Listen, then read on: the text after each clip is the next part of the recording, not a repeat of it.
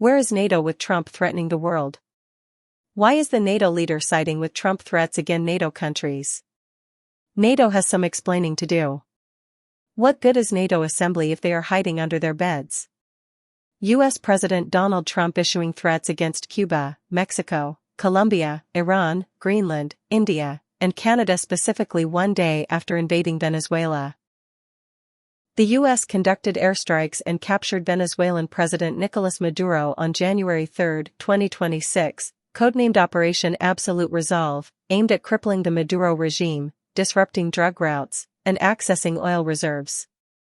Trump has since made aggressive statements framing the action as a warning shot to nations like Cuba, Mexico, and Colombia, invoking a Trump corollary to the Monroe Doctrine, while separately reiterating interest in acquiring Greenland and Canada for security reasons.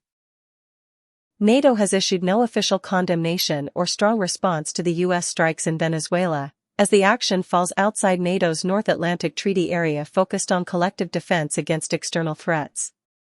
The alliance's leadership, including Secretary General Mark Rutte, has avoided direct criticism of Trump even amid his threats toward NATO members like Canada, a founding member, and Denmark, via Greenland, prioritizing alliance unity under U.S. leadership. This reflects NATO's dependence on U.S. military power, where challenging the dominant member risks unraveling the pact. World leaders expressed shock, with Latin American nations like Brazil, Mexico, Colombia, and Uruguay issuing joint condemnations of the unilateral military operations, while Russia, Iran, and Cuba decried it as aggression. European responses were cautious.